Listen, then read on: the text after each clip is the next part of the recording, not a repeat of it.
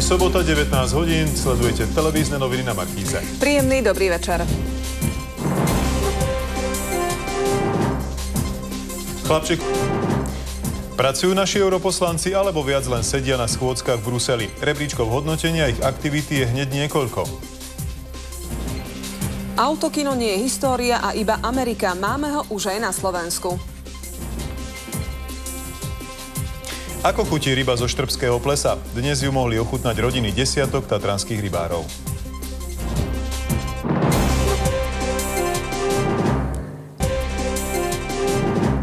Ak si chcete pozrieť dobrý film a nechce sa vám zháňať lístky do kina, stačí, ak si sadnete do svojho auta a pozriete si ho. Tento víkend totiž odštartoval na Slovensku jedinečný projekt putovného autokina, ktorý má presvedčiť všetkých vodičov, aká potrebná je pohoda za volantom. Autokina na Slovensku poznáme predovšetkým z filmov. Autori projektu Pohoda za volantom si práve tento žáner vybrali na to, aby poukázali, ako znižovať aroganciu a agresivitu šoférov na našich cestách.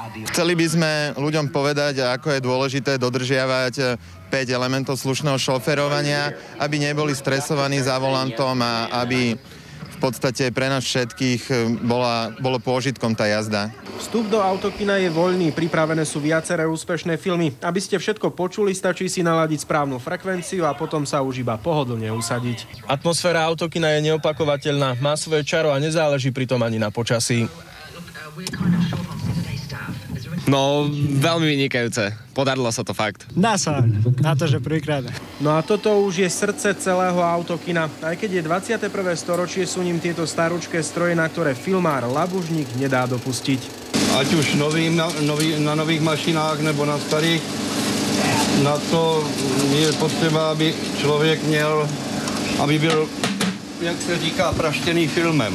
Autokino odštartovalo svoju šnúru včera v Košiciach a bude tu celý víkend. Potom sa presunie do Prešova a ostatných krajských miest. Z Košíc Dávid Vido, televízia Markíza. Vica Kleinová. O chvíľu sa začne relácia Dnes so Zlaticou Puškárovou. Ukáže vám, že bezdomovci v Šali majú svoju hrdosť.